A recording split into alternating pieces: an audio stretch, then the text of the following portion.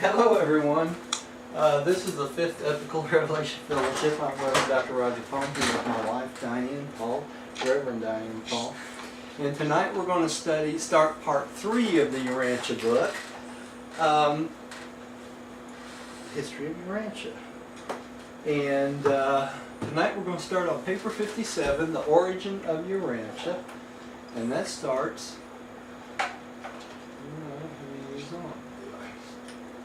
on page, give me 1 second and I'll tell you.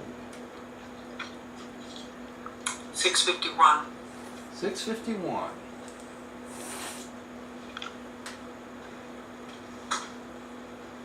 And that's 5701.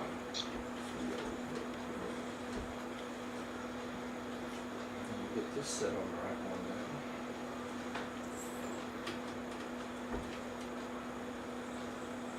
Give me a second. We got something. Something wrong here. There we go. Okay, Tim, you want to start out? Actually, who would like to say a short prayer? Tim, would you like to pray for us and get us started and read the first paragraph too? Would it be okay if I pass on the prayer? Yeah, Millie, would you like to say a little prayer to get us started? I'll do that. Heavenly Father, we are grateful to you for allowing us to come together again tonight to study this new revelation that you've given us. Help us take in what we read, help us to understand it, and help us to go out tomorrow and use it. We thank you for Roger who's leading us through this. Mucky waters. He's a help, and we're grateful. We're grateful for him. We're grateful for the group. It helps when we have the group together so we can hear each other's questions and comments. That's helpful. Thank you for the group. We thank you. We are grateful. We say these things in the name of Jesus Christ, our Lord. Amen. Amen. I guess I should give you a preamble to this. You know, this paper covers several billion years. So we're going to slide through several billion years rather quickly tonight. So hang on to your seats and let's get started. Tim, would you take the first paragraph there? In presenting excerpts from the archives of Jerusalem for the records of Urantia respecting the antecedents and early history, we are directed to reckon time in terms of current usage. The present leap year calendar of 365 1/4 days to the year. As a rule, no attempt will be made to give exact years, though they are of record. We will use the nearest whole numbers as the better method of presenting these historical facts. So when we read through this and they gave us numbers and dates, this is estimates. They are not exact, even though they do record the exact days and times and that sort of thing. So, and they use the present day calendar and the leap year rather than any other calendar. So we're going to talk about that just a second here. I think I'm still not working here. I'll turn it back on. I think my battery is gone. No, let's try this.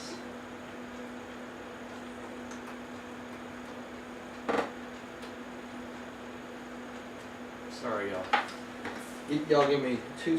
Oh, here we go. I can see the problem.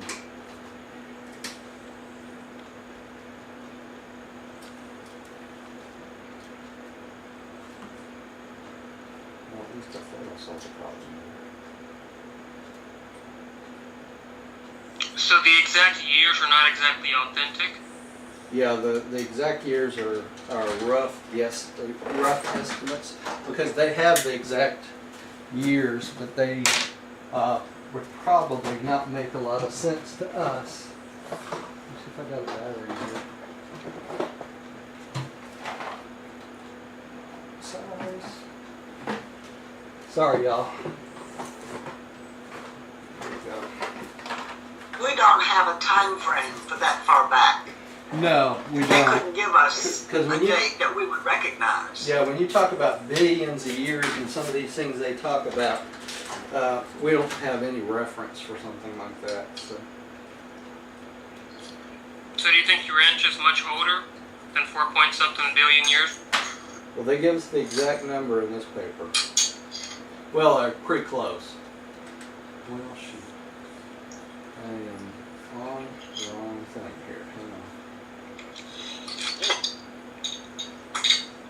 Well, I'm trying everything here, y'all.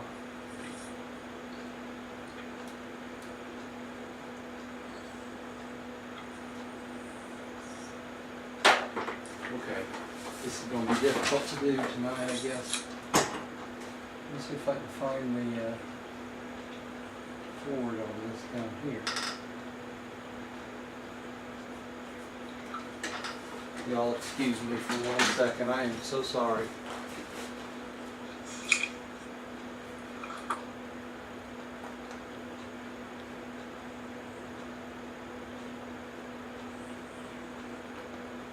Okay. Let's see if I can do it another way. All right. Millie, would you take the next one? Millie?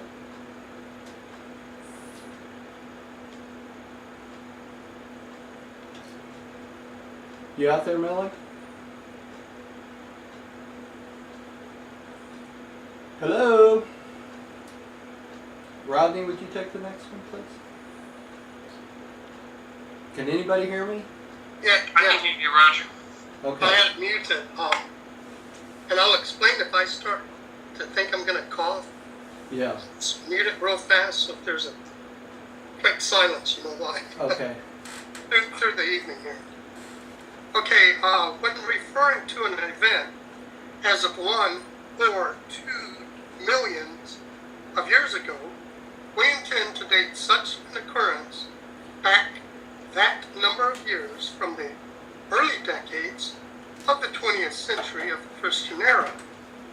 We will thus these far distant events as occurring in even periods of thousands, millions, and billions of years. So this is just a rough number they're giving us, right? That's not working either. That's good enough for me. That was so long ago. Yeah. It's as hard to imagine that as it is to comprehend the future. Yeah, it is. Okay.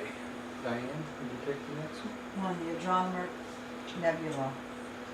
Urantia is of origin in your sun, and your sun is one of the multifarious offspring of the Andronover.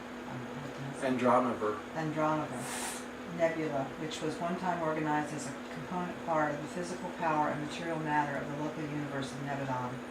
And this great nebula itself took origin in the universal force charge of space in the super universe of Arvanton, long, long ago. Okay. And there's a picture of the Andromeda Nebula on the. This will be on the beginning of the video, and I sent it out on the meeting notice. It's that picture that I sent out with everyone. But anyway, they tell us here that we are part of the physical power and material matter of the local universe of Nebadon. We know that Christ Michael was the creator of that local universe, okay? And they just use this universal force charge, which is the unqualified absolute, was in this super universe of Arvanton long, long ago. That's the name of the 7th super universe is Urantia.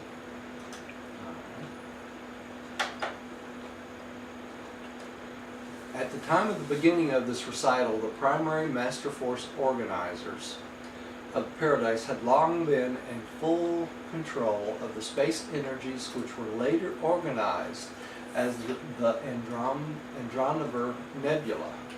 And I have a little picture or illustration of the master force organizers. Okay, these are the guys that come in after when the unqualified absolute is ready for them, right? And it gives us some background on this slide. This is from 329, paragraph 5. The primary master force organizers are the manipulators of the primordial or basic space forces of the unqualified absolute. They are nebula creators. They are the living instigators of the energy cyclones of space and early organizers and directionizers of these gigantic manifestations. These force organizers transmute primordial force, pre-energy, non-responsive to direct paradise gravity into primary or puissant energy, transmuting from the exclusive grasp of the unqualified absolute to the gravity grasp of the Isle of Paradise. So that's what these master force organizers do. Does that look kind of strange on that corner for y'all? I got this chair So, over here. Roger, these force organizers are spiritual beings, They are spiritual beings, that's right. and they don't, they don't give them I guess spirit wouldn't have a physical size. These beings must be humongous. Yeah, well, either that or they just have energy powers that are humongous, you know? Yeah, it's, From a central to focal point. control. And it says organizers, so it must take more than one. Probably takes several to And do there could this. be millions, we don't know. Do we? Yeah, well, it could be. Tim, would you take the next one, please? 987 billion years ago, associate force organizers. That's trillion years ago, Tim. That's what I thought. Yeah. 987 trillion years ago. That's billion, isn't it? No, that's Trillion. trillion. The third set's billion. The fourth set's trillion. So it's It's our trillion years national ago. debt. Huh? It's our national debt. It's about equal to our national debt. They're 19 trillion. So it would be a number pretty much more than a trillion, like a zillion, or does a trillion come? Well, it's almost to the next level. Yeah, 987 trillion is a lot. I mean, Roger, are you sure about that? Because Yeah, we got we're thousands. We got millions. No, I'm sorry, it's billions. Yes, billion. That's right, it's billions. Yeah. Because yeah, they it's say billions. here, they say thousands, millions, and billions. I don't see trillions. Yeah, you're right. It's billions. So I was right. You were right. That's right. I was Okay. wrong. Yeah. All right, 987 trillion years ago. No, billion. Billion. Oh man! Sorry, Tim. No, my brain's not working, guys. Long ago. Yeah, 987 billion years ago. Yeah. Associate Force Organizers and then Acting Inspector number 811,307 of the Urantia series, traveling out from Uversa, reported to the Ancients of Days that space conditions were favorable for the Initiation. initiation of materialization phenomenon in a certain sector of then easterly or earthly. Easterly. How do you pronounce that? Like Easterly. northerly, but it's easterly. Oh, easterly Yeah. segment of Orvanton or Orvanton. Yeah. So he was number 811,307. So they've got quite a few of these guys, right? Lots and lots of them. Okay. And here's an illustration of this paragraph, basically, and this should straighten us out. 987 billion years ago. I should have remembered this when I put this slide on here. And you'll see up here is Associate Force Organizer, Acting Inspector number 811,307. He's the guy that notified the Ancients of Days that this was ready. Well, it makes you wonder what materialization phenomena is. Yeah. What I think all they had to work with were automatons. Well, it's all the material out there that the unqualified absolute is in charge of. You know, everything really. I'm sure there's a lot more than just a few things. So. It says the principal realm would be paradise and unorganized space. Yeah, paradise and unorganized space. Well, this is when the 7 super universes were not finished, right? You know, they're actually the offspring of the supreme power centers. Yeah. Mm-hmm. Yeah. Millie, would you take the next one? Yes, I can do that. 900 billion years ago, the Uversa archives testify there was recorded a permit issued by the Uversa Council of Equilibrium to the Super-Universe government, authorizing the dispatch of a force organizer and staff to the region previously designated by Inspector number 811,307. The Urantia authorities commissioned the original discoverer of this potential universe they commissioned the original discoverer of this potential universe to execute the mandate of the Ancients of Days, calling for the organization of a new material creation. Okay, even in the super universe government, you have to get a permit to build something. And it took 87 billion years to get that permit. That's right. So everybody has to pay their pound of flesh, I guess. All right. Rodney, would you take the next one, please? The recording of this permit signifies that the force organizer and staff had already departed from Uversa on the long turning to that easterly space sector, where they were subsequently to engage in those protracted activities which would terminate in the emergence of a new physical creation in Orvonton. So this will be a very expansive activity, right? A very large activity. You know, it's not a small matter for this to happen. Okay, Diana. 875 billion years ago, the enormous Andrometer Nebula, number 876,926, was duly initiated. Only the presence of the force organizer and the liaison staff was required to inaugurate the energy whirl, which eventually grew into this vast cyclone of space. Subsequent to the initiation of such nebula revolutions, the living force organizers simply withdraw at right angles to the plane of the revolutionary disk, and from that time forward the inherent qualities of energy ensure the progressive and orderly evolution of such a new physical system. Okay, so we have associate force organizers, right? And this is when you got to remember the Andrometer Nebula is a vast, humongous group of material that turns into billions and billions and billions of stars, right? So what they do is they go to right angles of the nebula, and since they're master force organizers, they cause the nebula to start rotation in a certain manner, which creates the matter in the space. Okay? Hey, Roger. Yeah. You know, the Master Force Organizers actually create nebula, and they turn space force into energy. That's right. Whatever that means. When Yeah. you say space force. You know what space force is? Yeah, well, we're talking about that force that comes from the unqualified absolute, or God the Father, really.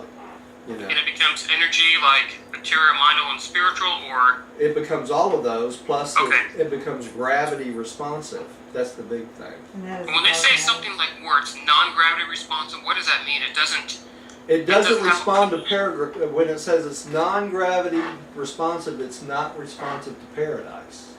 Okay?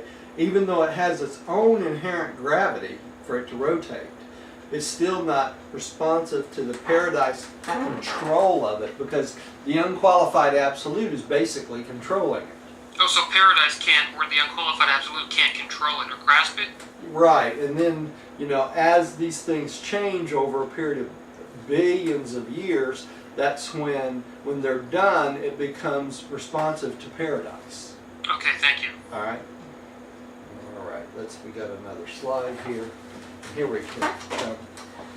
All right, this is the emergence of the Andrometer Nebula, and this is the basically physical controllers. It says, subsequent to the initiation of such nebula revolution, the living force organizers simply withdraw at right angles to the plane of the revolutionary disk from the time forward. The inherent qualities of energy assure the progressive and orderly revelation of such a new physical system.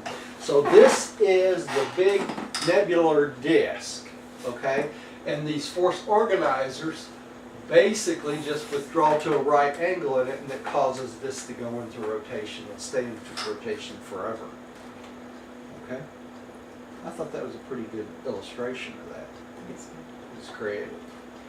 Okay, makes you understand it a little bit more. Anyway. Alright, at about this time, the narrative shifts to the functioning of the personalities of the super universe. You know what they're saying here? Before, it explains it here. In reality, the story has its proper beginning at this point. At just about the time the Paradise Force organizers are preparing to withdraw, having made the space energy conditions ready for the action of the power directors and physical controllers of the super universe of Urantia. Okay, so the Paradise Force organizers get all this started, right? And having made the space energy conditions, it's ready for the power director and the physical controllers, the master physical controllers of Urantia, to come in and take over all the power of this universe. Hey, Roger. Yeah. When you were reading the first sentence where it says, at about this time, the narrative shifts, and then I think Rodney was kind of like trying to talk to. Oh. And you said, do you understand this? What were you saying? I said, you understand this? This goes from the control of just the unqualified absolute and the Paradise Force organizers, or the Master Force organizers, right, to becoming an entity of the super universe of Urantia. Does that make sense? So who's becoming an entity? The unqualified absolute? No, the super universe is becoming an entity in that's part of the super universe of Urantia. Before this, it was just under the control of the unqualified absolute and the Paradise Force organizers, or the Master Force organizers. But now it shifts from this control to the control of the power directors and the master physical controllers of Urantia, or the seventh super universe. Okay, thank you. They hand it off, in essence. They got it spinning and handed it over. That's right. They got it spinning and handed it over, right? So now it's your jurisdiction. That's right. Now that's shortly after that's when what? When Michael steps in, right? You're going to find this out here in a little bit. Okay. Tim, I think you're up again. Section 2, the primary nebula stage. Yep. All evolutionary material, is that right? The primary nebular stage, that's right.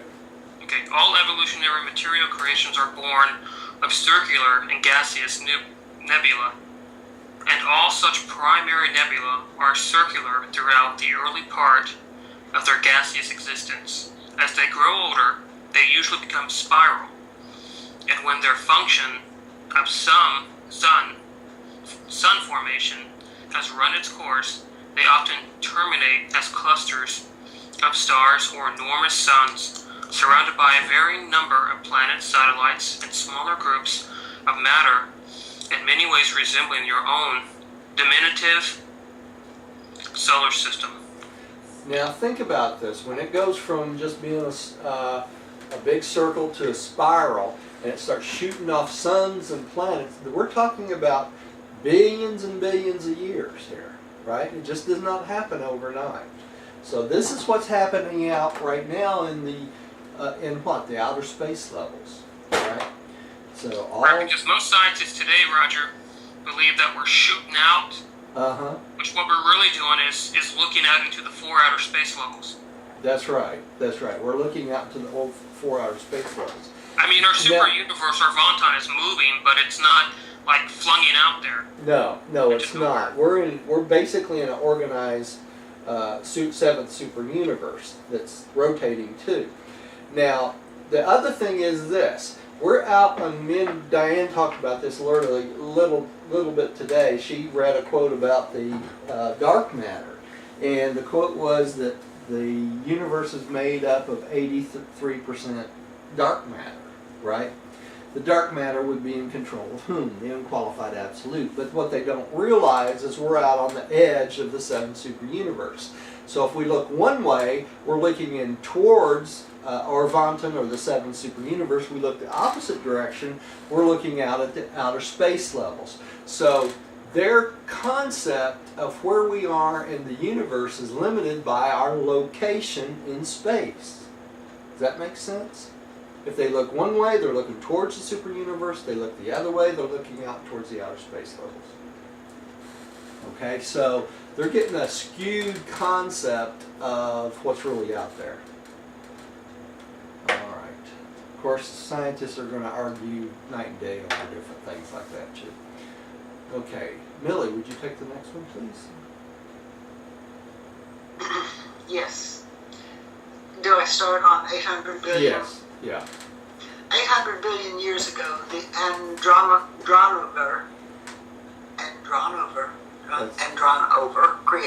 I can't say that word, creation was well established as one of the magnificent primary nebula of Urantia.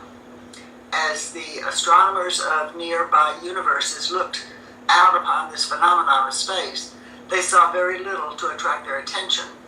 Gravity estimates made in the adjacent creations indicated that space materializations were taking place in the Andronover regions, but that was all. So they could see something was going on, but it was not of any big concern. Hey Roger, I had a question. Yeah. What is Andromeda? That sounds like Andromeda. It's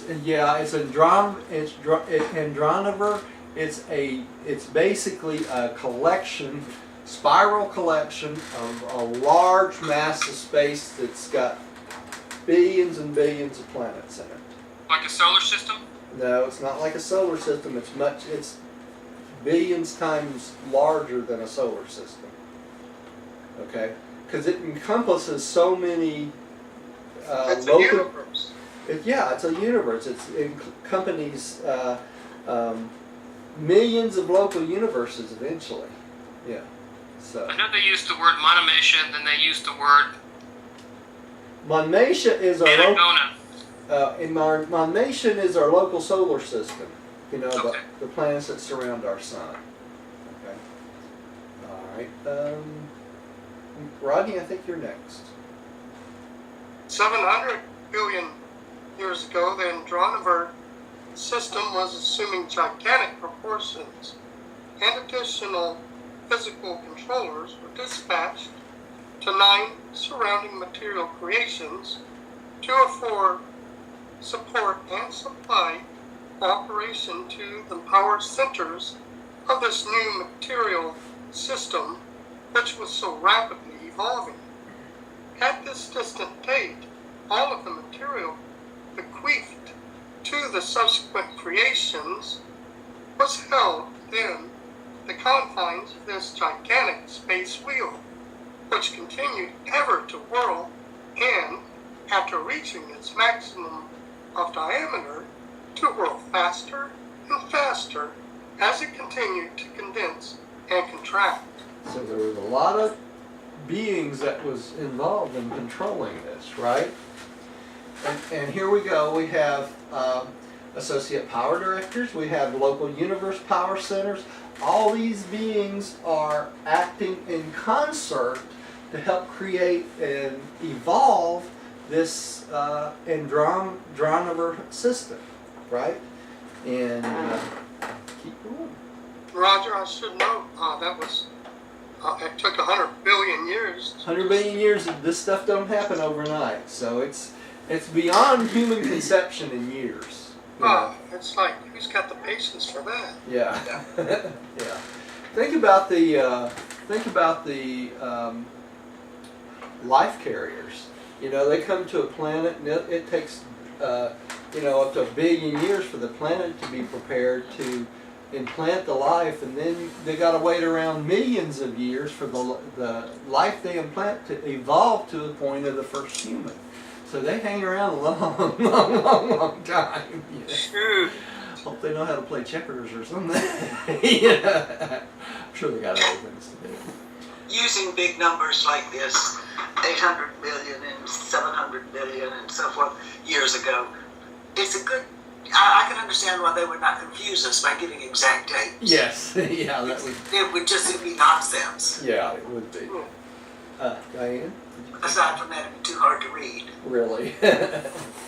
600 billion years ago, the height of the Andromedan energy mobilization period was attained. The nebula had acquired its maximum of mass. At this time it was a gigantic circular gas cloud in shape, somewhat like a flattened spheroid. This was the early period of differential mass formation and varying revolutionary velocity. Gravity and other influences were about to begin their work of converting space gases into organized matter. That's pretty self-explanatory. All right, and here we have an illustration of that. And we've got the local universe power centers that help energy mobilization during this period. Okay? Hey Roger, what does the word mobilization mean? That means they just take the gaseous material and stuff and mobilize, get it moving. Getting moving, that's what I thought. Motion. Yeah. Okay, thank you. Yeah, so up to this period of time, we're just talking about gas. Yeah, gas and well, we got materials too. We're talking about the basic building blocks of atoms and things like that. So, all right. Number 3, the secondary nebular stage. The enormous nebula now begins gradually to assume the spiral form and to become clearly visible to the astronomers of even distant universes. This is the natural history of most nebulae before they begin to throw off suns and start work upon the work of universe building. These secondary space nebulae are usually observed as spiral phenomena, and from our location we can see these developing in the outer space levels. So, all right. Tim, would you take the next one? The nearby star students of that faraway era, as they observed this metamorphosis of the Andromeda Nebula, saw exactly what 20th century astronomers see when they turn their telescopes spaceward and view the present spiral nebula of, how do you pronounce that word? Adjacent. Adjacent outer space. Right next to us. The outer space level, since we're on the edge, it's got a buffer zone, and then it's the first outer space levels right out there for us to see, right? So that's what they're talking about here. So what he's talking about is the first outer space level on the outside of the 7 super universes, right? So we can see this stuff going on right from our planet. And the astronomers, you know, when you get to the mansion worlds, as you go up the ascension plan, you can study astronomy just like you do on this planet, right? So you can observe all these phenomena for yourself, spend thousands of years studying them if you want to. Hey Roger, speaking of the mansion worlds, I had a question that this woman asked. I heard on TV. She asked the question, when we get to the mansion worlds and I get my new body, how will my family recognize me? They will recognize you from your personality. Your physical appearance will emulate what your personality on this planet is, on your current planet, right? So when you meet your friends or family, wife, spouse, whatever, they will recognize you just like they do on this planet from whom you are. Okay, you might not look exactly like yourself here, but you'll be something similar, right? But it also says in 47 that we're going to be reintroduced to those loved ones who passed away. That's so right. if we all have, Urantia bodies and we look different, I'm sure there's guys like, the Guardian Seraphim that are going to say, hey, here's your grandpa, here's your mom, your dad. You're going to be introduced. So It's not going to be, like complete stupidity. No, it won't be like complete stupidity, but I got a feeling, Tim, that you will sense the identity of people, because your loved ones are going to be the first ones you meet when you awaken in the mansion worlds. They will But be it's through personality and by being reintroduced to your family, Yeah. the loved ones that passed. Yeah, and then your The memory stuff. ladies outside the tomb did not recognize Jesus when they looked at him. That's right. But when he spoke to them, they knew instantly who he was. There's a familiarity immediately when you start conversing with someone, right? Right. Yeah. Okay, thank you, Millie. Thank you, Roger. Mm-hmm. Makes you wonder when they heard him speak, was it the physical tone? Did it make him sound? Is his voice the same? His voice may have been the same, Yeah. and it just may have been his personality that shone through in his speech pattern. But I mean, for them to positively identify that, although this guy is not what we knew of as Jesus, we know it's Jesus. Yeah, but they recognize it. You want to hear an interesting thing? Me and Diane went and saw Risen. Have y'all heard about that? Yeah, it was a good movie, Roger. It was What's it? great. I loved it when he vanished. Yeah, That was awesome. It really was good. But you notice when he peered in to the room, the Roman that crucified him even recognized him. You know? What was this movie? It's called Risen. Oh, it was excellent. Millie, I recommend you just go see it. Yeah. It's at the movies It was right now. wonderful. And it's a story about the Roman that was charged with trying to find Jesus' body after his crucifixion when it disappeared. And it's just it's an uplifting movie.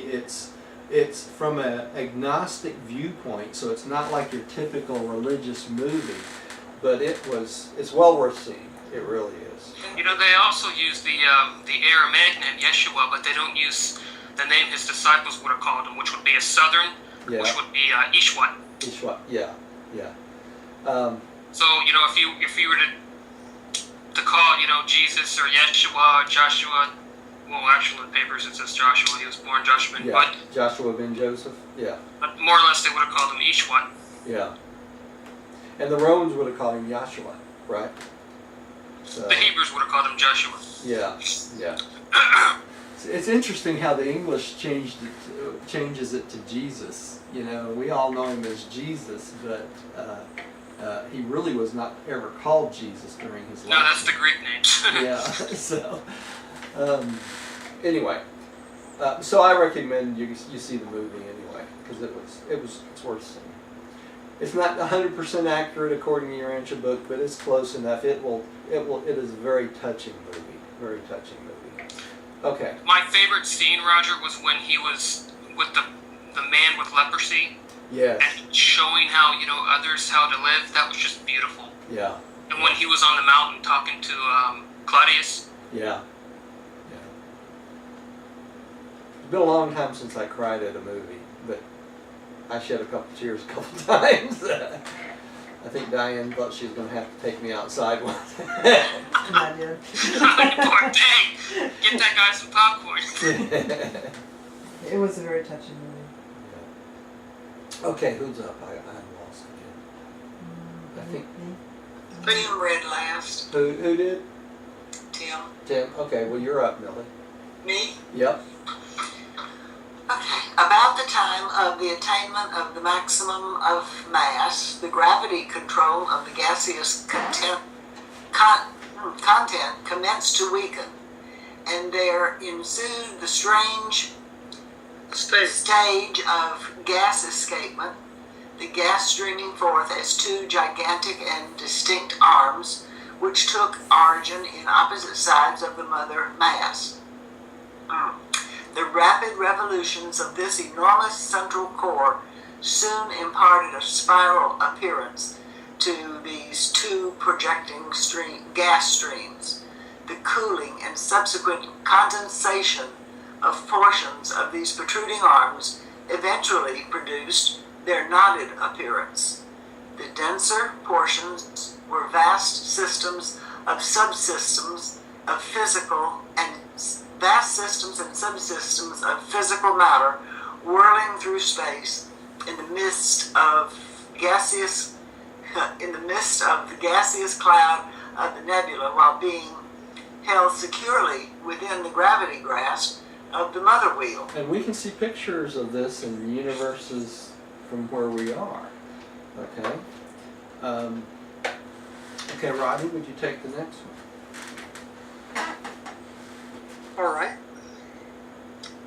But the nebula had begun to contract, and the increase in the rate of the revolution further lessened gravity control. And ere long, the outer gaseous regions began actually to escape from the immediate embrace of the nebula nucleus, passing out into space on circuits of irregular outline, returning to the nuclear regions to complete their circuits, and so on. But this was only a temporary stage of nebula progression. The ever-increasing rate of whirling was soon to throw enormous suns off into space on independent circuits. And this is how suns are created or begin. Diane? And this is what happened in Andromeda ages upon ages ago. The energy wheel grew and grew until it attained its maximum of expansion. And then when contraction set in, it whirled on faster and faster until eventually the critical centrifugal stage was reached and the great breakup began. So it spun and spun and spun. It still started breaking up. 500 billion years ago, the first Andromeda sun was born. This blazing streak broke away from the mother gravity grasp and tore out into space on an independent adventure in the cosmos of creation. Its orbit was determined by its path of escape. Such young suns quickly become spherical and start out on their long and eventful careers and the stars of space. Excepting terminal nebular nucleuses, the vast majority of the Urantian suns have had an analogous birth. These escaping suns pass through varied periods of evolution and subsequent surface. So you understand what they're saying? Most of the suns in Urantia, or the seventh superuniverse, began this way. Okay? When they say that it begins a career, I mean, they act like this is an entity that has consciousness, or that's my interpretation of it. Well, it has a beginning point in space, and if you assume that it has a beginning point, being physical matter, you would assume one of these days it would have an ending point. But that's not always the case. Once it began, because of the control of the master force organizers, it renews itself and that sort of thing. And if it wasn't for that, it would eventually die. You know, and you see some dying suns, that's because the master force organizers or the organizers of space have determined that it's not practical to keep this entity going any longer. So in that case, planets around it, things like that, then those inhabited on it have to be transferred to other planets and things. And they have plans for all of this. So, emergency plans for things that can happen. Okay. And this is a picture of the power centers. Okay. And these circles out there are the sun that's being whirled out from the circular nebular mass constantly. And all of this is in the control of the local universe power centers. Okay, so when they go out, it's not like they're just flung out and they have no place to go. They're still in. Hey, Roger. Yeah. Is that the round part, the spiral nebula? Is that Andromeda? Yeah, this would be a representation of the Andromeda Nebula and the local universe power centers within that nebula. And these circles are just flung out suns from the center of the nebula. Okay? Okay, thank you. All right. 400 billion years ago began the recaptive period of the Andromeda Nebula. Many of the nearby and smaller suns were recaptured as a result of the gradual enlargement and further condensation of the mother nucleus. Very soon there was inaugurated the terminal phase of nebular condensation, the period which always precedes the final segregation of these immense space aggregations of energy and matter. Now keep in mind, during these billions of years when this is happening, these planets aren't inhabited. okay? These are beginning universes. So there's no people on these things. These suns come and go and expand and everything, a little bit at a time. All right, and this is another illustration. It says here, 400 billion years ago began the recaptive period. That's when it actually brings the suns back in. And it says, as the smaller suns were recaptured, the result of gradual enlargement and further condensation of the mother nucleus. This would be the mother nucleus, right?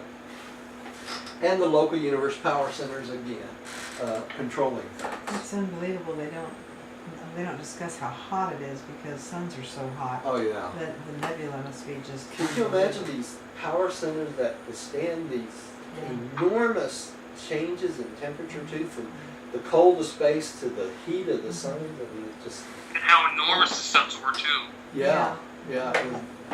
It's hard to even imagine. Tim, would you take the next one, please? It was sacredly a million years subsequent to this. It was scarcely a million. Oh, scarcely. It was scarcely a million years subsequent to this epoch that Michael of Nebadon, a creator from paradise, selected this integrating nebula at the site of his adventure in universe building. Almost immediately, the architectural worlds of Salvington and the 100 constellation headquarters groups of planets were begun. It required almost 1 million years to complete these clusters of specially created worlds. The local system headquarters planets were constructed over a period extending from that time to about 5 billion years. Okay, so 5 billion years ago. 5 billion years ago, yes.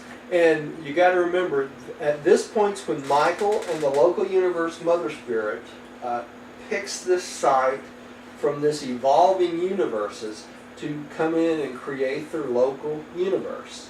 Okay, so this is where the architect or the power centers come in and actually hand off the creation to Michael, but they do not leave. They still control everything, right? Michael comes in, and the architects, the local architects of Salvington, give them the plans of how many worlds they want, how many architectural spheres, the heads of the constellations, and all this stuff has a plan.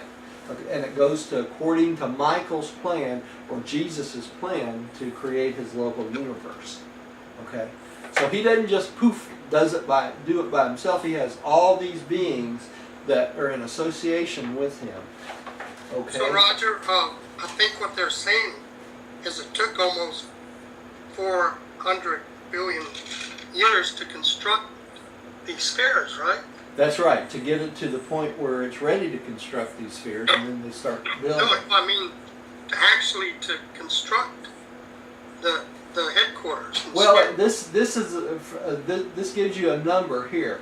This is from page 358, paragraph 5.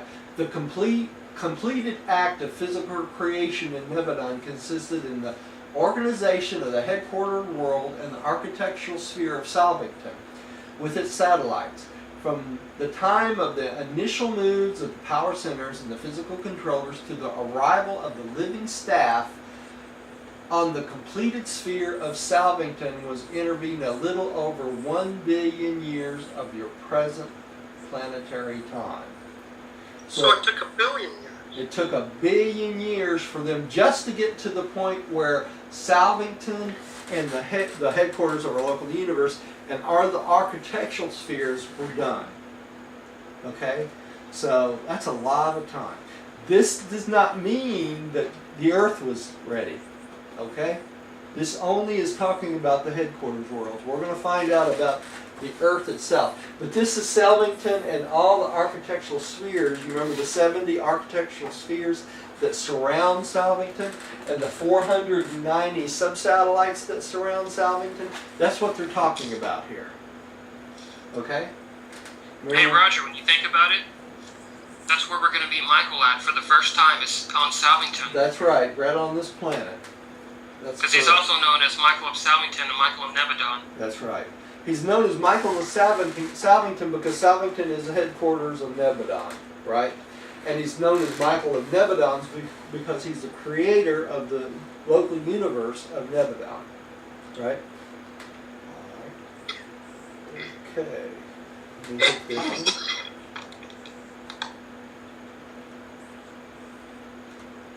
Oops, sorry, I'm on the wrong. There we go. Okay. All right, this is from page 351, paragraph 8. This is all in the organization of our local universe. Local universe centers on the headquarters of each local universe are stationed 100 power centers. Remember this when we studied this? All right.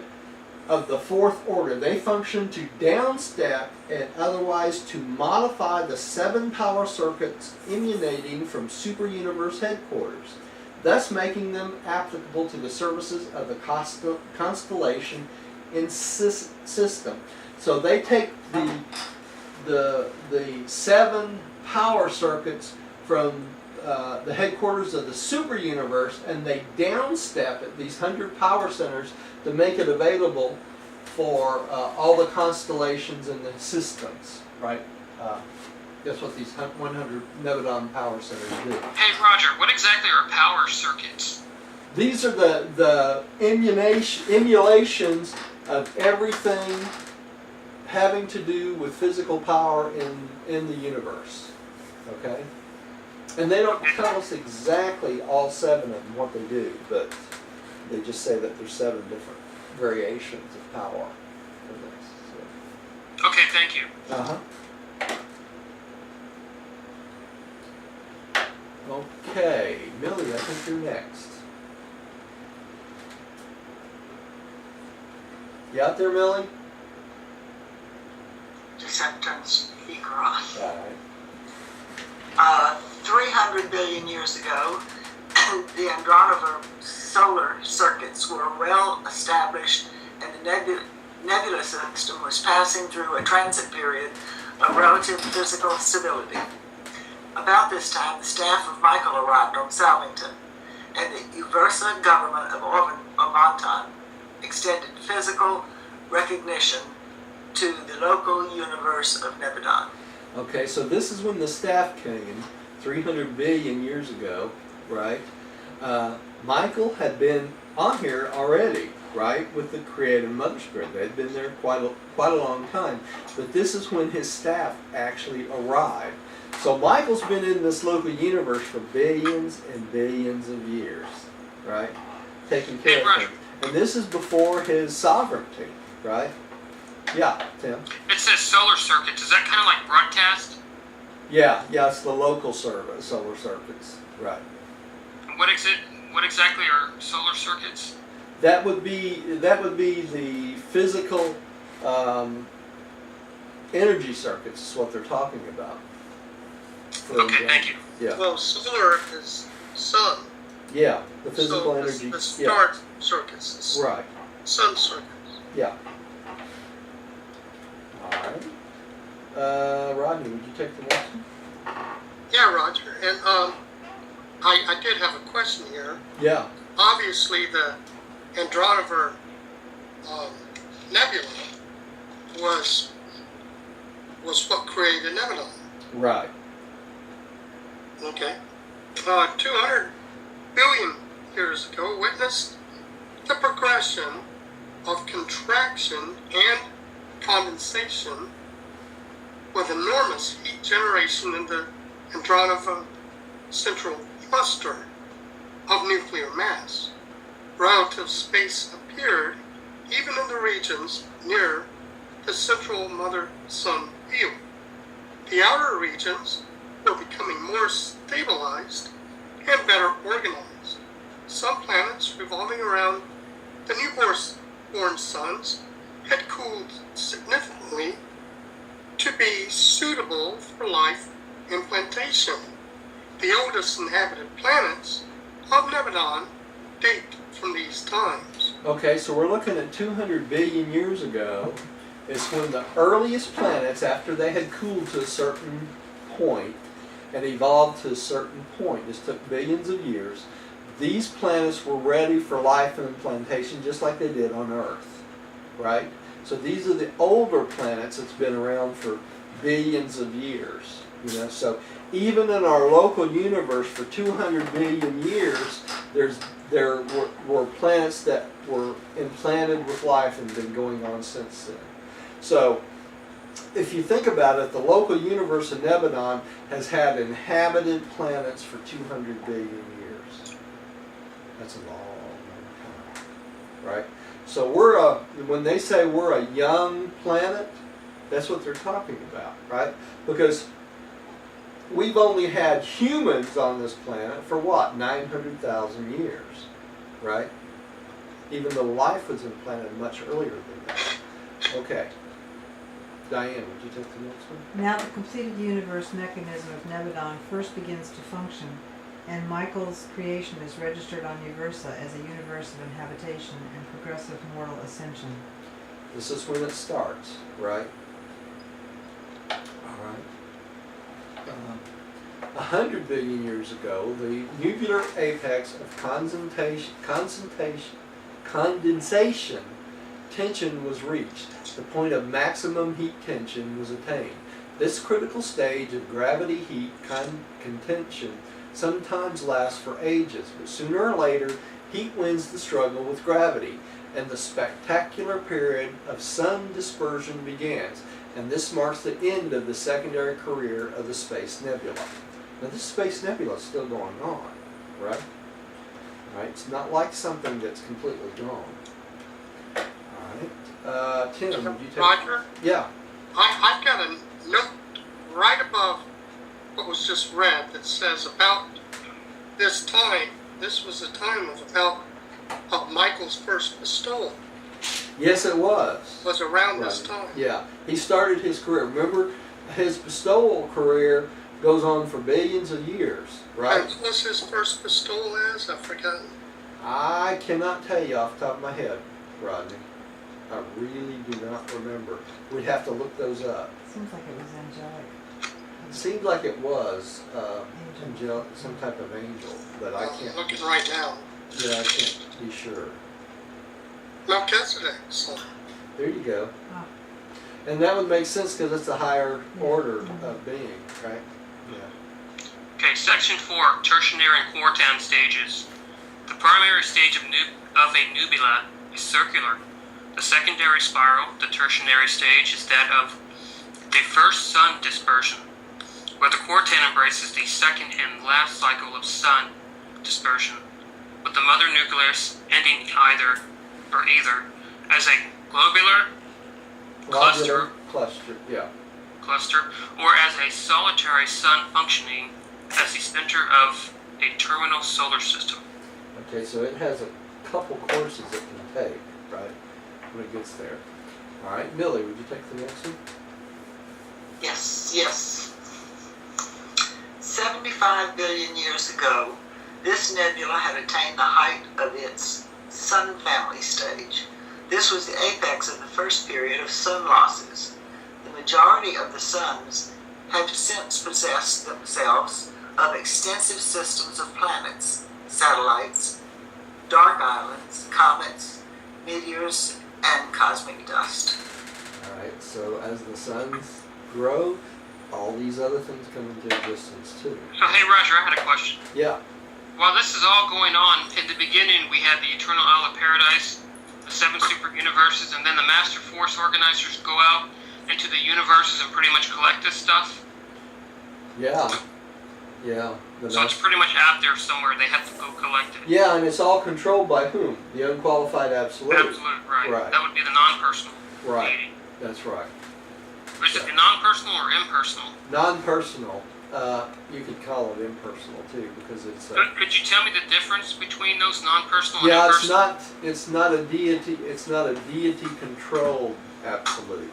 So when you hear the word impersonal, it means it's not a deity. It's not part of the deity. You know, you have the unqualified absolute, the deity absolute, and the third one. Well, I had a slide I was going to Universal absolute? Universal absolute, that's right. And they're all part of the 7 absolutes of God. Remember the 7 absolutes of God? These are the other three besides paradise, God the Father, God the Son, God the Spirit. Right? Okay, and these are non-personal and impersonal. Right. Okay, thank you. Yeah. Millie, did you just read? Yes. Did I Okay. just read? Yeah. Yeah, Rodney? Would you Okay, 50 billion years ago, this first period of sun dispersion was completed. The nebula was fast finishing its tertiary cycle of existence, during which it gave origin to 876,926 sun systems. Quite a few, right? Now remember, this was during the period of time that Michael was working on his universes, right? This was still going on, okay, in the background. So, all right, and What this, do you mean by that? huh? I don't follow you. What are you saying? This is the period of time. You know, it was 100 billion years ago that Michael starts all his planets and his universe building. But the nebula itself, the Andromeda Nebula, was still evolving into this tertiary stage, right? Even during the building of Michael's local universe, right? Well, So I mean, it's still gaseous. it's still doing it. That's right. It's still doing it even now, Rodney. So this is an ongoing process. This is not like this is all ended, right? Yeah, we're just sort of like in midway. That's right. Okay, and this is a picture of the Andromeda Nebula, and this is the local universe power centers again, and you can see it throwing out all these 876,926 sun systems. Okay, so this is constantly growing. Hey, Roger, are those suns the size of our sun, or are they bigger? No, they're various sizes. Most are bigger. Yeah. Lots bigger. Some of them are huge, some of them are smaller, like ours. You know. Okay, thank you. Yeah. Diana? 25 million years ago witnessed the completion of the tertiary cycle of nebular life and brought about the organization and relative stabilization of the far-flung starry systems derived from this parent nebula.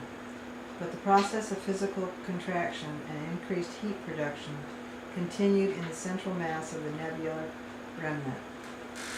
Okay. And it says 25 billion years ago, it completed the tertiary cycle, right? It's still growing, right?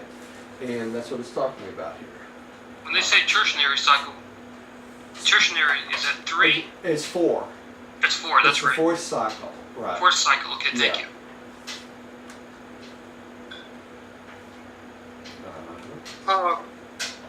Tertiary is 3 Are we thinking? because Tertiary is fourth, 3. Yeah, it is the third cycle. Thank I'm you. sorry. Yeah. Thanks for correcting me, Rodney. That's right. Oh man, what a night. I'm loving it, guys. I'm having a great time with everybody. I'm glad to be here again. So glad to be here. I Help love keep the things study. straight. Love the Urantia book. Yeah. And I thank Roger for his hard work. Well, and Diane for her support to him. Y'all wouldn't believe the work I had to put in to get this papers for tonight and Sunday ready this week. I'm working at both ends. Thank you so much, Roger, for your hard work. It's Yeah. dearly appreciated. Well, I appreciate it too. All right. Am I up to 10 billion years ago, the Quartan cycle, which is 4, cycle of Andromeda began. The maximum of nuclear mass temperature had been attained. The critical point of condensation was approaching. The original mother nucleus was convulsing under the combined pressure of its own internal heat, condensation, tension, and the increased gravity tidal pull of the surrounding swarm of liberated sun systems. The nuclear eruptions which were to inaugurate the second nebular sun cycle were imminent. The Quartan cycle of nebular existence was about to begin. Alright. Hard to keep track of all this, isn't it? Tim, would you take the next one? 800 million years ago, the terrific terminal erupted. Still billion. 8 billion. Oh, okay. Didn't you say million, Roger? Or did Huh? you say billion? You just Billion. read it. Say Billion. 10. B as in billion. Oh, you said 10 billion? I thought I heard you say 10 million. You know, he might have. I might have. all Yeah, these so I'm thinking, billions. oh, we're on the millions now, huh? No, we're still on the billions. I Okay, may so have that was 10 misquoted. billion, now this is 8 billion, right? Right, yeah. Okay, 8 billion years ago, the terrific terminal eruption began. Only systems are safe at the time of such a cosmic upheaval, and this was the beginning of the end of the nebula. The final sun disgorgement extended over a period of almost 2 billion years. Hard for us to even continue these times, isn't it? Billy, would you take the next one?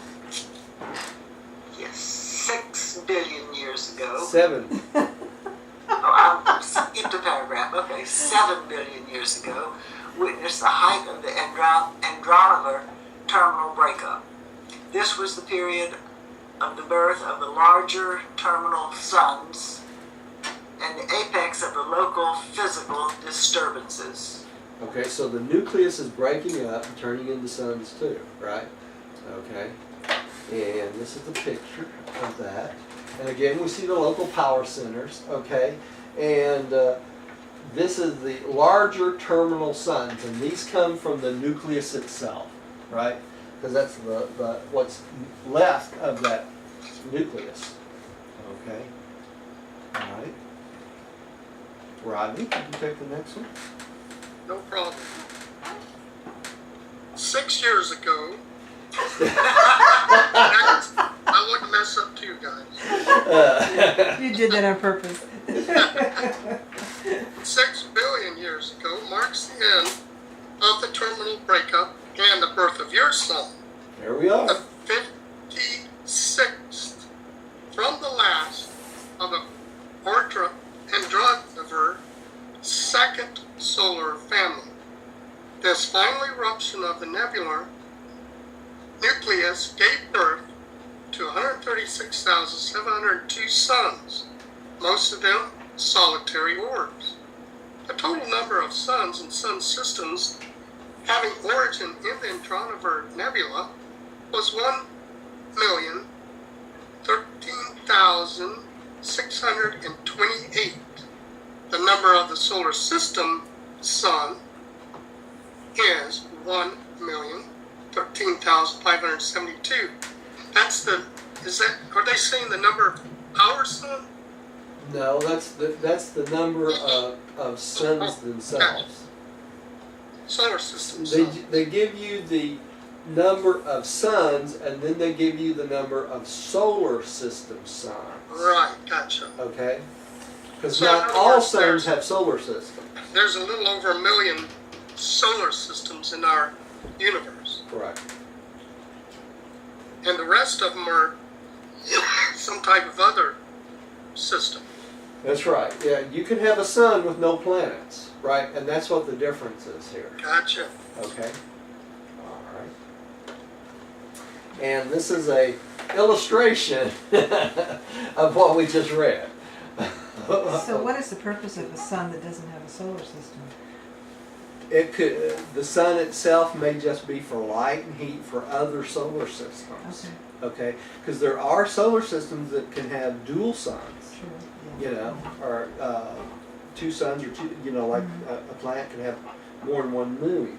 So, but these are rare because the difference between 1,013,628 and 1,013,572 is what? A little over 100 something. So, alright. Alright, here, you take the And now the greatest Andrometer Nebula is no more, but it lives on in the many suns and their planetary families which originated in this mother cloud of space. The final nuclear remnant of this magnificent nebula still burns with a reddish glow and continues to give forth moderate light and heat to its remnant planetary family of 165 worlds, which now revolve around this venerable mother of 2 mighty generations of the monarchs of light. Okay, so this Andromeda Nebula is still out there, right? It's not an active creating nebula any longer, but you can still see it's still a gaseous cloud and all these suns are in it, right? All right. Next, number 5, we finally get here. Number 5, our origin of the Monmatia the Urantia solar system. So this is the name of our solar system. It's one of the few places in the book this is mentioned. Okay, it's in 2 paragraphs here. Monmatia is the name of our solar system that was given to us by Salvington. Okay, so if we went to Salvington and they were referring to our solar system, it would be referred to as Monmatia. Okay, and Monmatian solar system is the terminal bestowal location of Michael of Nebadon. Does that make sense? Put a star by this paragraph or something so that you know where it's at, because it's not easy to find in the book. All right, 500 billion years ago, your sun was 5 billion. Huh? It's 5 billion. I mean, oh, I'm sorry. See, I can't even read anymore. 5 billion years ago, your sun was a comparatively isolated blazing orb, having gathered to itself most of the nearby circulating matter of space, remnants of this recent upheaval which attended its own birth. We got a lot of material from other places too. We're going to talk about that a little bit later. All right.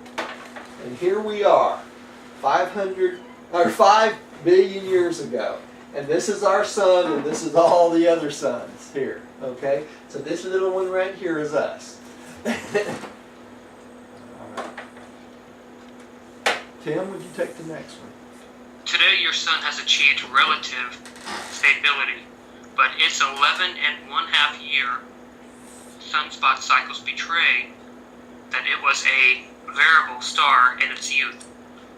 In the early days of your sun, the continued contraction and consequent gradual increase of temperature initiated tremendous convulsions on its surface. These titanic heaves required 3½ days to complete a cycle of varying brightness. This variable state, periodic pulsation, rendered your sun highly responsive to certain outside influences which were to be shortly encountered. So our sun was upheavaling, basically sending out sunspots or long rays of matter and stuff for years and years. Sun flares. Sun flares, yes. Okay. And this is an interesting slide. This is the Angana system. Let me just read this to you. 4,500,000,000 years ago, the enormous Angana system began its approach to the neighborhood of this solitary sun. The center of this great system was a dark giant of space and slightly highly charged and possessed tremendous gravity pull. Now this is our solar system right here, right? And this is Angana over here system. It become really close to us. Now keep that in mind as we read this.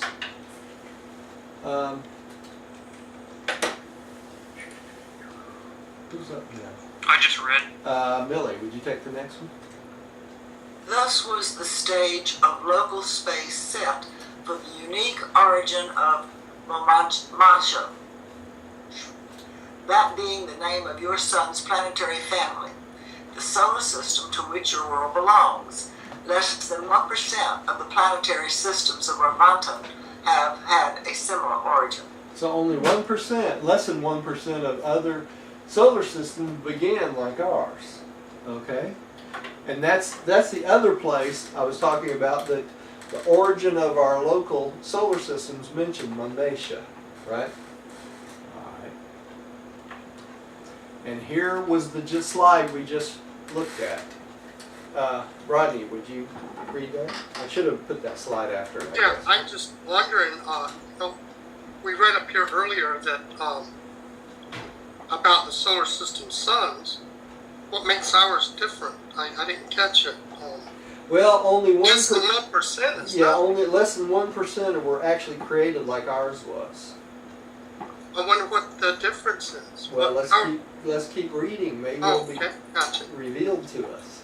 gotcha. No problem. It's a surprise, Rodney. 500 million years ago, the enormous Angana system began its approach to the neighborhood of this solitary sun. The center of this great system was a dark giant of space, solid, highly charged, and possessing tremendous gravity pull. Okay, let's keep going, because this is going to explain what happened.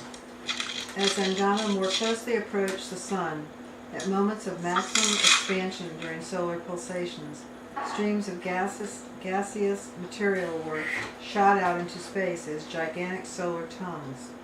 At first, these flaming gas tongues would invariably fall back into the sun, but as Angana drew nearer and nearer, the gravity pull of the gigantic visitor became so great that these tongues of gas would break off at certain points, the roots falling back into the sun, while the outer sections would become detached to form independent bodies of matter, solar meteorites which immediately started to revolve around the sun in elliptical orbits of their own. Y'all understand what they're saying? So as Angana came closer to Mamesha, then some of their gravity pulled these huge waves of material out away from the sun. And some of these waves turn into what? Their own areas of matter, or smaller orbs. Okay? And those became planets, and they started rotating around our sun. Right? So, hey, Roger, Yeah. what's the difference between Andronova and Angana? They're two different solar systems. Okay, thank you. Okay? So, Anagona is a solar system? Angona is a solar system, and Mamesha is a solar system. Mameshan was our solar system. Okay? And this is a picture of that. Okay? So as this got closer and closer, it caused the material in our sun to be pulled out in great waves. Okay? And these bits of material actually cooled into large orbs or meteorites, okay, and eventually turned into planets as they collected more and more space dust, meteors, onto them. They become independent planets that surround our sun in orbits, and that's where the origin of the planets. You mean like Venus and Saturn? All the planets, All the planets were, except for one, I think. Yeah, including the Earth. including the Earth. Hey, Roger, Yeah, those pictures are a big help. Thank you for your hard work. sure. Well, Because I those are didn't- two solar systems that are... I get it now. Yeah, yeah. I want to make sure that everybody's clear about this. All these pictures, some of the pictures I show, I create myself. But most of all these pictures that we've been looking at come from the Encyclopedia Urantia. Hey, Yeah. Roger, And that's an Oriental person that I think is in China, but I can't swear. I don't know where their origin is. But part of the site, they have a Chinese translation of it on there. Yeah, Tim. I was just going to say, I wish the Urantia Foundation would make like a book with those pictures because I just love them. I Yeah. know, me too. I've thought of that so many They times. really are great. and- Oh, hey, Diane, did they tell you anything? No, I mean, we don't know anything, but I told Roger I would love it for him to take the slides he has for all these different papers Oh, absolutely. and put it into one volume. It would be tremendously large, so he doesn't feel like it's possible or well, be financially it'd yeah. be very expensive. Plus to the do. fact we don't own these. Yeah, we the, don't the own them, person yeah. at the Encyclopedia Urantia created most of these, and they're on the Encyclopedia Urantia site, and there's a link on our site to get there. So So I'm still going to send you the DVD, Roger, that I owe you with the pictures, yeah, but it's not the entire. It's got like, I think 1 through 57, but it Yeah. doesn't have all the maps of part 4. right. Okay. Well, Roger has additional ones, the maps of, and Jesus, in the Jesus papers. Yeah, He's created a lot of those himself. yeah. That's wonderful. Yeah. Okay, let's keep going. So this is how our planet eventually came into being, right? All right, let's keep going. Am I yet? Yeah, I just read, yeah. As the Angana system drew nearer, the solar excursions grew larger and larger. More and more matter was drawn from the sun to become independent circulating bodies in surrounding space. This situation developed for about 500,000 years. That's a long time, right?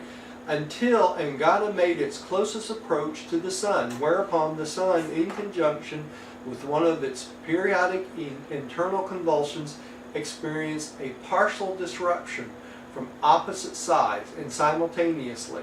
Enormous volumes of matter were disgorged. From the Angana side, there was drawn out a vast column of solar gases, rather pointed at both ends and markedly bulged at the center, which became permanently detached from the immediate gravity control of the sun.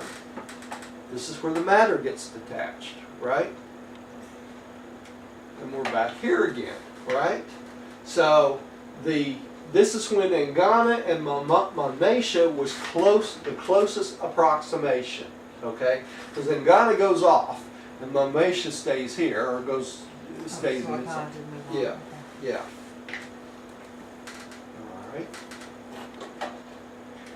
All right. Tim, would you take the next one, please? This great column of solar gases, which was thus separated from the sun, subsequently evolved into the 12 planets of the solar system. The repercussional ejection of gas from the opposite side of the sun, its tidal sympathy, which the extrusion, is that right? The extrusion? Extrusion? Yeah, that's right.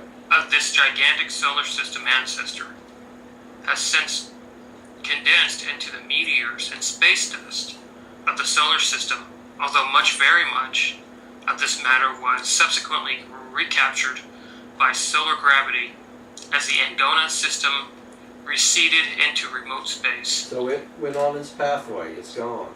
Hey Roger, I had a question. Yeah. Scientists recently, the big news was they discovered a 9th planet. So in our solar system, my question was, how many planets do we have? Is it 12, what I just read? 12 planets, that's right. Okay, great. So they're on the 9th one. They're on the 9th. 3 more. So there's 3 more undiscovered. And this is a great rarity in the Urantia book because it normally will not reveal unearned knowledge, right? But Exactly. the reason they probably mention this is because these are discoveries that will happen in the short future. And that's the case probably because of the Hubble Space Telescope. But normally they will not reveal something that has to do with our planet unless it's earned knowledge, right? So this is a great, So Pluto was decommissioned, but yeah. just found the real 9th one. So we still yet have 3 more for them We to probably find. have 3 more that's yet to be discovered, Rodney. And they were making such a big deal out of this, like, hey, we found our 9th planet. Imagine if they read the Urantia book. Yeah. Now keep in mind, y'all have to remember, the Urantia book gives us knowledge or gives us information on what we've earned as a planet, right? Knowledge-wise. And they mentioned, especially when it comes to the cosmology, and that's what this is cosmology, right? They mentioned that much of this cosmology in the Urantia book will need to be updated soon because we will discover more and more, right? So the other things that they don't tell us or are a little different than what they tell us is because we haven't earned that knowledge to understand it, right? So this stuff will change. The next Urantia revelation may change this tremendously because we've learned more, right? So But did the repertoire say that this revelation that we have now is good for 1,000 years? Should be good for 1,000 years. So I was going to ask you, the change should, you're talking about a change, but it should be at least 1,000 years.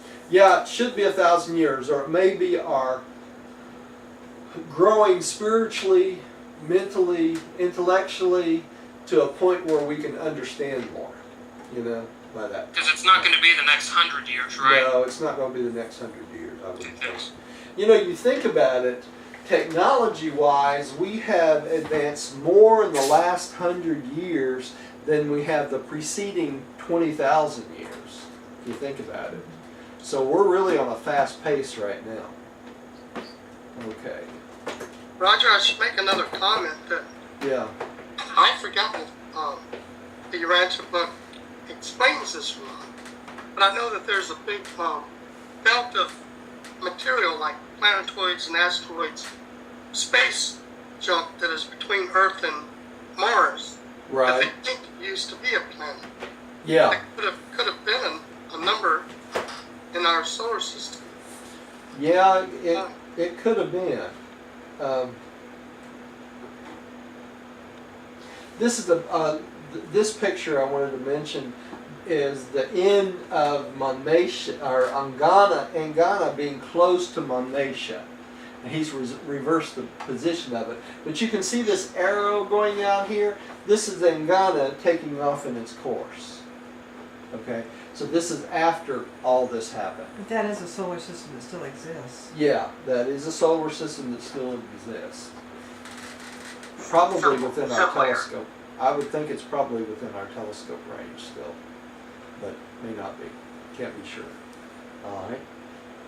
Although Angona succeeded in drawing away the ancestral material of the solar system planets and the enormous volume of matter now circling about the sun as asteroids and meteors, it did not secure for itself any of this solar matter. The visiting system did not come quite close enough to actually steal any of the sun's substance, but it did swing sufficiently close to draw off the intervening space,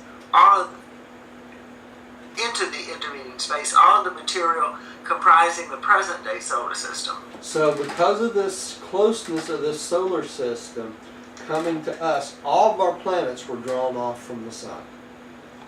Okay? So this is the origin of all of our planets. Now, an interesting thing about this is this. If this is completely true, that means all the planets, all 12 planets of our solar system are actually comprised of the origin of the same material, right? Of the sun. Of the sun, right? If this is the case, it's all superheated material from the sun itself, or meteor material, that's condensed down into planets, right? Probably all of them were large at one time, but they condensed down into planets. Do you think it's likely that any of our planets are hollow? Not likely. Because the condensation of the material itself would cause it to collapse on itself. Does that make sense? So you're saying that Saturn is not a gaseous planet? It's a gaseous planet. It's probably a remnant because of the material of the sun that's still gas. You follow me? That's just so much gas. It's just so much gas. It's not for a planet to become material ideal for implantation of life, it has to cool quite a bit, right? It has to create an atmosphere, or at least something close, so that when the life implantation takes place, it has to have something to implant the life into. But there's some scientists believe that Mars actually has a existence. Material people live inside Mars, and It would have to be on the surface in caves. That's the Surface. only place. Yeah, surface in caves. well, and Admiral Byrd, says, Says that the Earth is hollow. I don't believe it. maybe it's not hollow. Maybe he only went into some area of it. Of course, he did say Well, he we came out know the other side. there's places but- like Mammoth Cave and places like that where there's very large areas of caves and things like that. But to say that Earth is hollow is, to me, ridiculous. I know, but he did say it, and he's Yeah. documented it, you know. Well, he says he's documented to it, but no one's found it since then, so, Not that we know of. that we know of. That's right. That's right. So anyway, but I just wanted to mention that because all these planets are made out of asteroids, meteor material, and material that was stolen from the sun. Okay? So where did the planet, but I thought, you know, That's just in our solar system. I know That it. does not mean that outside the solar system. We know that architectural spheres are hollow. right, because Okay. they're created. They're created that way. Right. But for material physical spheres that come from suns, planets that are created that way would have to have a mass, and the core would be superheated. You know, you look at the volcanoes and things like that that's going on. It's because our core is hot. So hot, It's superheated, and the reason it's so hot is it's the leftover chemical exposure to our sun. Makes sense? So all the cores of the planets should be superheated, just about. You know, at least the cores should be, not the outside, but the cores. Because look at our planet, how much it's cooled down on the outside. But that heat within the planet helps maintain our planet's stability. Right? Everything works the way it's supposed to. Yeah.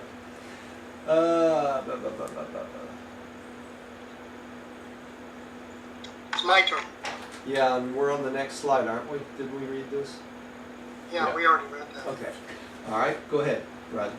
Okay, the 5 inner and 5 outer planets soon formed in miniature from the cooling and condensing nucleus in the less massive and tapering ends of the gigantic gravity bulge, which in Ghana had succeeded in detaching from the Sun, while Saturn and Jupiter were formed from the more massive and bulging central portions.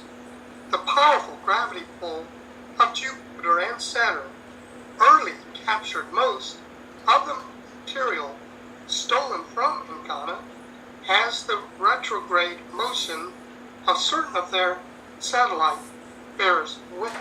So y'all catch that? So we stole some of the material from Ghana, but Ghana did not steal material from us. You capture that? Yeah, and Roger, Yeah. this answered the comment I made earlier. It's saying the 5 inner planets. So, Right. well, we got Mercury, Venus, Earth, and Mars. That's 4. Right. Before we get to Jupiter and Saturn. So there was a planet between Earth and Mars at one time. Yeah, let me go ahead one slide. Okay? And it's hard to read this, so I'll read it to you. All right, we got Mercury, Venus, Earth, Mars, right? And what that one is, that's Jupiter, Saturn, Uranus, and Neptune. That's right. So there's others that are non-accounted for, right? That's what they're talking about. This is the sun, right? Those are the 12 planets total? Yeah. And let me read this down here. It says the 5 inner and 5 outer planets, 5 and 5, soon formed in miniature from the cooling and condensing nucleuses of the less massive and tapering ends of the gigantic gravity bulge which Ghana had succeeded in detaching from the sun, while the sun and Jupiter were formed from the more massive and bulging central portion. So, these 5 outer ones were formed from the waves, right? And Jupiter and Saturn actually came from the massive center of the sun. Okay? And that's probably why they're so much bigger, because it had more gravity, right? Pretty interesting, isn't it? But he's got a little thing here that kind of indicates that the other planets came from this wave, right, of the bulging of the sun, or the sun waves. That makes sense? Alright, let's keep going. Diana, would you take the next one? Jupiter and Saturn, being derived from the very center of the enormous column of superheated solar gases, contained so much highly heated sun material that they shone with a brilliant light and emitted enormous volumes of heat.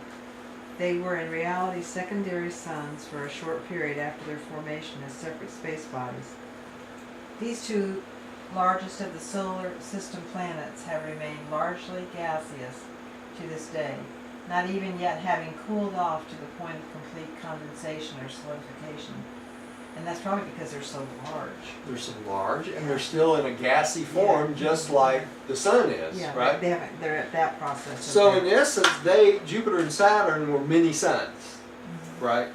And they're still progressing, you know. So eventually they will become planets. Yeah, They will in billions eventually, of years. but it'll take billions and billions and billions of years because they'll have to cool down, right? And they could probably be inhabited. Yep. Could be. All right. The gas contraction nucleuses of the other 10 planets soon reached the stage of solidification, and so began to draw to themselves increasing quantities of the meteoric matter circulating in the nearby space. The worlds of the solar system thus had double origin. Nucleuses of gas condensation, later on augmented by the capture of enormous quantities of meteors. Indeed, they still continue to capture meteors but in greatly lessened numbers. And we know this is a fact because our planet is constantly bombarded with meteors. Why do we not notice them so much? Is they burn up in the atmosphere. Only the large ones get through, right? And that's very rare anymore, okay? Tim, would you take the next one? Planets do not swing around the sun in the, how do you pronounce that word? Equatorial plane. Equatorial plane of their solar mother, which they would do if they had been thrown off by solar revolution. Rather, they travel in the plane of Anagona, solar excursion, which existed at a considerable angle to the plane of the sun's equator. Y'all understand what they're saying? Our planets are not on the sun's equator. It wasn't from a sun wave coming out from a normal equatorial sunspot, right? They came out because Angana came closer, and so it got the matter on a different plane than the equatorial plane. And that's why all the planets are arranged in the order they're in. Okay? Because if not, they would all be on the equator of the planet. Right? Okay. Millie, would you take the next one, please? While Angona was unable to capture any of the solar mass, your sun did add to its metamorphosing planetary family some of the circulating space material of the visiting system. Due to the intense gravity field of Angona, its tributary planetary family pursued orbits of considerable distance from the dark giant. And shortly after the extrusion of the solar system ancestral mass, and while Angona was yet in the vicinity of the sun, 3 of the major planets of the Angona system swung so near to the massive solar system ancestor that its gravitational pull, augmented by that of the sun, was sufficient to overbalance the gravity grasp of Angona and to permanently detach these 3 tributaries of the celestial wanderer. So it detached 3 of the suns, right? From Angona. All right. One more paragraph and we're going to quit for the night. Rodney, would you take this one? All of the solar system material derived from the sun was originally endowed with a homogeneous direction of orbital swing. And had it not been for the intrusion of these three foreign space bodies, all solar system material would still maintain the same direction of orbital movement.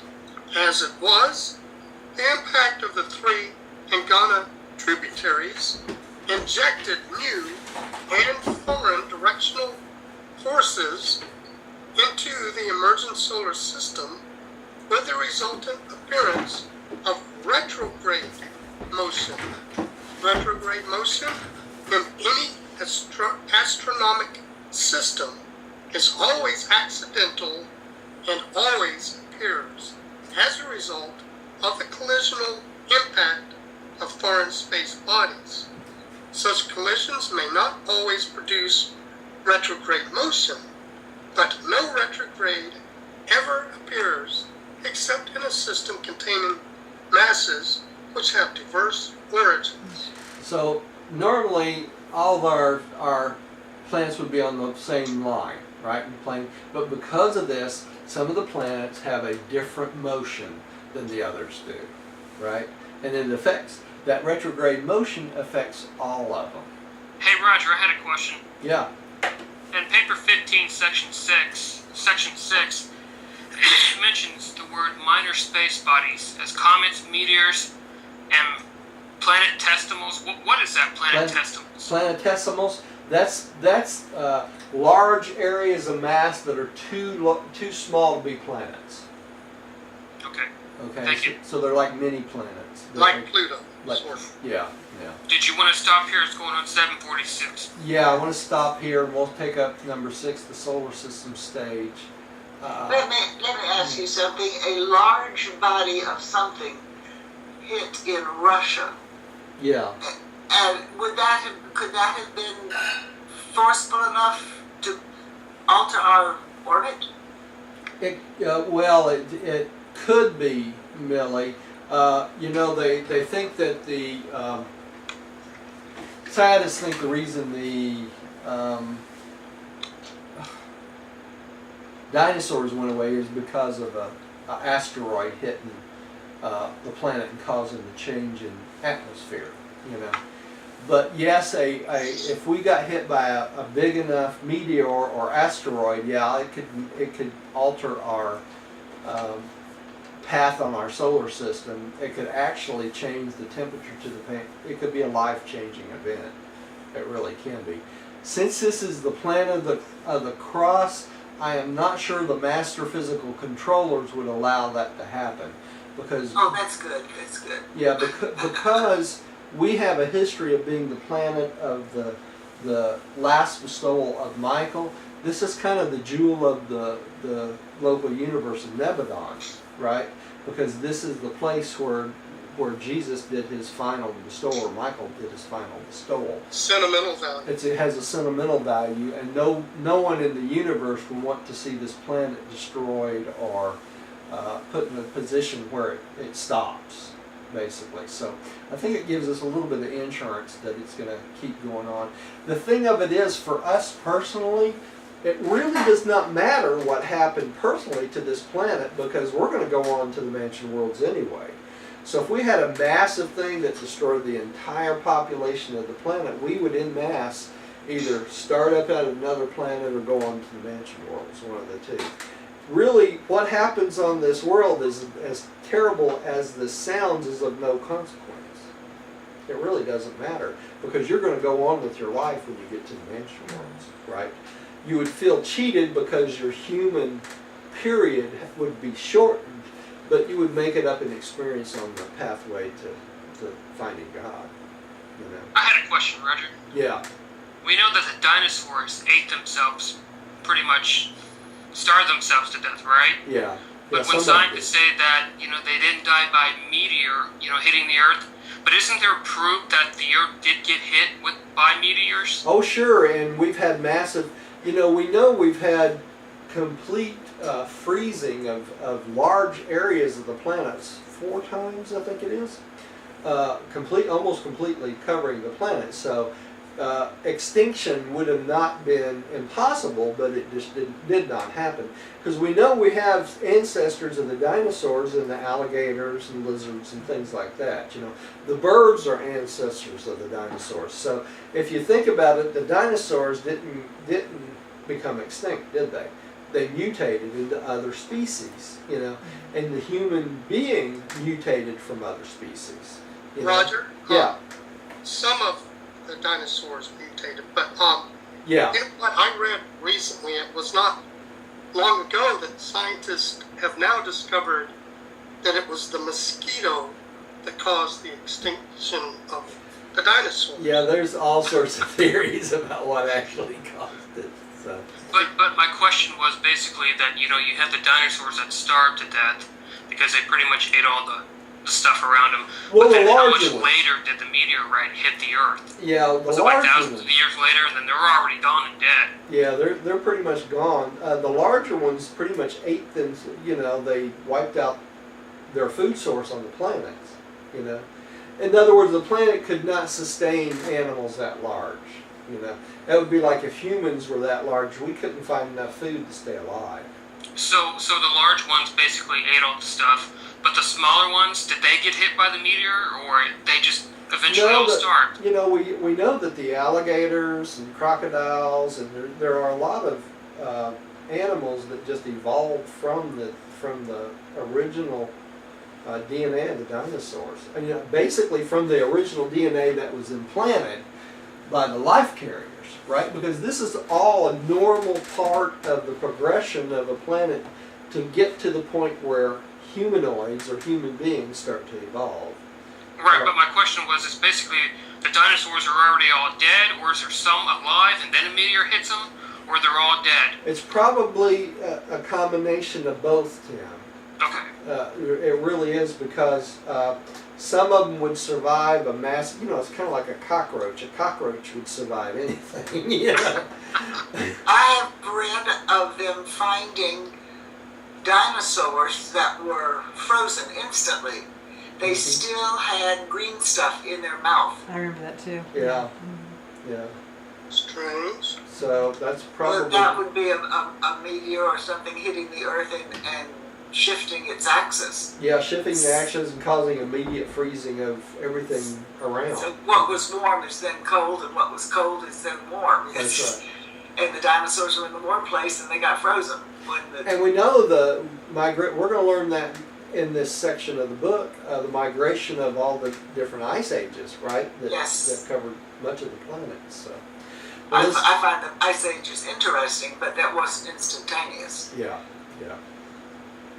So, how did they determine that it was a meteorite? Is there any radioactivity, or just pretty much the structure of the Earth that Most of these theories come from excavations of material. You know, they try to determine by carbon dating and the layers of the Earth and lots of different things to make a determination what period of time these things happen. So I think the radioactivity would be to a nuclear bomb, right? Could be. I don't know where I got that from. But Yeah. Okay, thank you, Roger. All right, well, let's say a prayer and we'll close for the night, and we'll take it up from here next week. I'll just close with prayer tonight.